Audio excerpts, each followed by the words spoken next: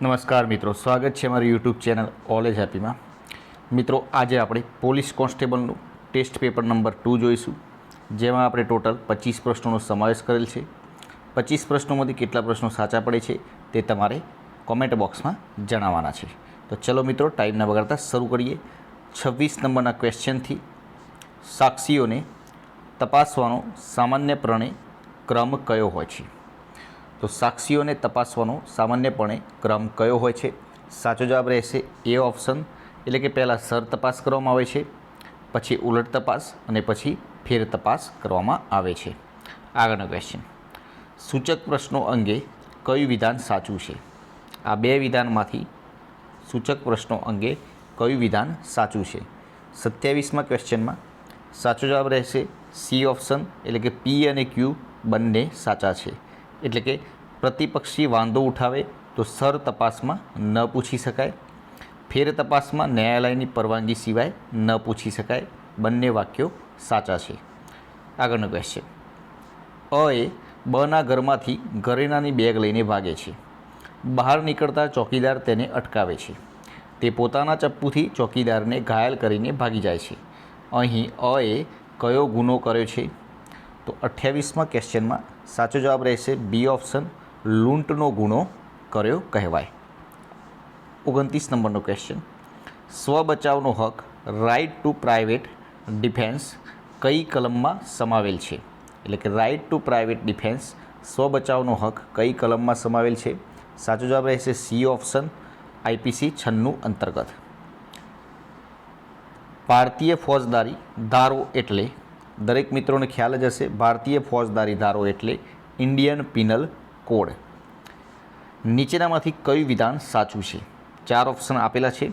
આ 4 ઓપ્શનમાંથી કયું વિધાન સાચું છે? સાચો જવાબ રહેશે ડી ઓપ્શન, એટલે કે ધાડના ગુના માટે ઓછામાં ઓછી 5 વ્યક્તિ હોવી જોઈએ. આ વિધાન સાચું છે, એટલે કે આ ત્રણેય વિધાન ખોટા છે, એટલે કે ડી ઓપ્શન સાચો જવાબ છે. આઈપીસી 498 એ મુજબ ત્રાસ એટલે? તો આઈપીસી 498 એ મુજબ ત્રાસ એટલે પરિણીત સ્ત્રીને પતિ કે પતિના સગા દ્વારા કરવામાં આવતો ત્રાસ. આઈપીસી 498 એ મુજબ. આઈપીસી મુજબ 4 ઓપ્શન આપેલા છે. આઈપીસી મુજબ આમાંથી કયો ઓપ્શન સાચો જવાબ પડશે? તો 33મા નંબરના ક્વેશ્ચનમાં સાચો જવાબ રહેશે બી ઓપ્શન, ખોટી સાક્ષી આપવા બદલ સજા થઈ શકે છે. બી ઓપ્શન સાચો જવાબ રહેશે. ચોરી માટે નીચેનામાંથી કયું વિધાન ખોટું છે? ચોરી માટે નીચેનામાંથી કયું વિધાન ખોટું છે? એ ઓપ્શન, એટલે કે ચોરીની વિષય વસ્તુ સ્થાવર મિલકત હોય છે. આ વિધાન ખોટું છે. આગળનો ક્વેશ્ચન, ગેરકાયદેસર મંડળી માટે કેટલા વ્યક્તિઓ ઓછામાં ઓછા હોવા જરૂરી છે? તો ગેરકાયદેસર મંડળી માટે ઓછામાં ઓછા કેટલા વ્યક્તિઓ? 5 વ્યક્તિઓ હોવા જોઈએ. આગળનો ક્વેશ્ચન, આઈપીસી મુજબ 4 ઓપ્શનમાંથી કયો જવાબ સાચો રહેશે? એટલે કે આ 4 ઓપ્શન આપ્યા છે, આ 4 વાક્યોમાંથી કયું વાક્ય સાચું હશે? તો આઈપીસી મુજબ સાચો જવાબ રહેશે ડી ઓપ્શન, એટલે કે 1, 2, 3 અને 4 બધા સાચા છે. એટલે કે આઈપીસી મુજબ કલમ 302 એ ખૂનની સજા છે, કલમ 307 ખૂનની કોશિશની સજા, કલમ 379 ચોરીની સજા અને કલમ 395 એ ધાડની સજા. ફરિયાદ એફઆઈઆરની નકલ ફરિયાદીને પોલીસ કેટલા મૂલ્યમાં આપવાની હોય છે? દરેક મિત્રોને ખ્યાલ જ હશે, વિના મૂલ્યે એફઆઈઆરની નકલ આપવાની હોય છે. કોગ્નિઝેબલ ગુના અટકાવવા માટે પોલીસ સીઆરપીસીની કઈ કલમ હેઠળ વોરંટ વગર ધરપકડ કરી શકે છે? કઈ કલમ હેઠળ? તો સાચો જવાબ રહેશે સી ઓપ્શન, સીઆરપીસી કલમ 151 અંતર્ગત. વગર વોરંટે ગુનાના કામે ધરપકડ કરવામાં આવેલી વ્યક્તિને મુસાફરી સમય સિવાય કેટલા કલાકની અંદર જે તે હકુમતી કોર્ટ સમક્ષ અટક કરેલ વ્યક્તિને રજૂ કરવાનો રહે છે? કેટલા કલાકની અંદર? તો બી ઓપ્શન સાચો જવાબ રહેશે 24 કલાકની અંદર. સીઆરપીસીની કઈ કલમ હેઠળ તપાસ કરનાર પોલીસ અધિકારી સાક્ષીઓને તપાસે છે? સાચો જવાબ રહેશે બી ઓપ્શન, સીઆરપીસી કલમ 161 અંતર્ગત. મહિલાની ધરપકડ માટે કયું વિધાન સાચું છે? 4 વિધાનો આપેલા છે. કયું વિધાન સાચું છે મહિલાની ધરપકડ માટે? સાચો જવાબ રહેશે ડી ઓપ્શન, એટલે કે મહિલાની ધરપકડ સૂર્યાસ્ત પછી અને સૂર્યોદય પહેલાં કરવા માટે મેજિસ્ટ્રેટની પૂર્વ પરવાનગી લેવી જોઈએ.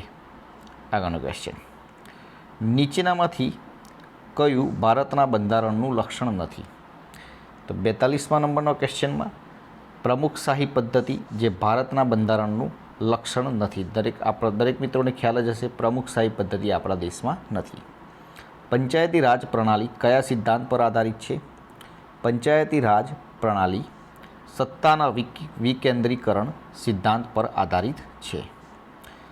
ભારતીય પ્રજાસત્તાકનું બંધારણ ક્યારે અમલમાં આવ્યું? અમલમાં ક્યારે આવી? ઘડવામાં ક્યારે આવ્યું એ પ્રશ્ન અલગ છે, અને અમલમાં ક્યારે આવી? તો 44મા નંબરના ક્વેશ્ચનમાં સાચો જવાબ રહેશે ડી ઓપ્શન, 26 જાન્યુઆરી 1950ના રોજ. ભારતમાં રાષ્ટ્રપતિની ચૂંટણી કેવી રીતે કરવામાં આવે છે? તો દરેક મિત્રોને ખ્યાલ જ હશે, ભારતમાં રાષ્ટ્રપતિની ચૂંટણી સાંસદ સભ્યો અને ધારાસભ્યો દ્વારા કરવામાં આવે છે. આગળનો ક્વેશ્ચન, રાજ્યનું ઉપલું ગૃહ કયા નામથી ઓળખાય છે? રાજ્યનું ઉપલું ગૃહ વિધાન પરિષદ દ્વારા ઓળખવામાં આવે છે. રાજ્યના મુખ્યમંત્રીને શપથ કોણ લેવડાવે છે? તો રાજ્યના મુખ્યમંત્રીને શપથ રાજ્યપાલ લેવડાવે છે. આરોપીને ધરપકડ કરવાની પ્રક્રિયાની જોગવાઈ કયા કાયદામાં કરવામાં આવેલ છે? તો ધરપકડ કરવાની જોગવાઈ કયા કાયદામાં કરવામાં આવેલ છે? CRPCના કાયદામાં કરવામાં આવેલ છે. ખૂનના ગુનાની સજા કઈ કલમ હેઠળ થાય છે? ખૂનના ગુનાની સજા IPC કલમ 302 અંતર્ગત કરવામાં આવે છે. એન્ડ લાસ્ટ નંબરનો ક્વેશ્ચન, લગ્ન માટેની કાનૂની ઉંમર કેટલી છે? દરેક મિત્રોને ખ્યાલ જ હશે, લગ્ન માટેની કાનૂની ઉંમર છોકરી માટે 18 વર્ષ અને છોકરા માટે 21 વર્ષ. સોરી, અહીંયા લખવામાં ભૂલ, સી ઓપ્શન નહીં, ડી ઓપ્શન આવે જવાબમાં. એટલે કે છોકરી માટે 18 વર્ષ અને છોકરા માટે 21 વર્ષ લગ્ન માટેની ઉંમર નક્કી કરવામાં આવેલી છે. તો મિત્રો, કેટલા પ્રશ્નો સાચા પડ્યા કોમેન્ટ બોક્સમાં જરૂરથી જણાવજો. વિડીયો પસંદ આવ્યો તો લાઇક કરી દેજો, પોતાના મિત્રો જોડે શેર કરજો, ચેનલને સબસ્ક્રાઈબ કરવાનું ના ભૂલતા, જેથી કરીને આવનાર દરેક વિડીયોની નોટિફિકેશન આપને સૌપ્રથમ મળી રહે અને આપની તૈયારીમાં વધારો થઈ શકે. કાલે ફરીથી નવા વિડીયો સાથે મળીશું. જય હિન્દ, જય ભારત.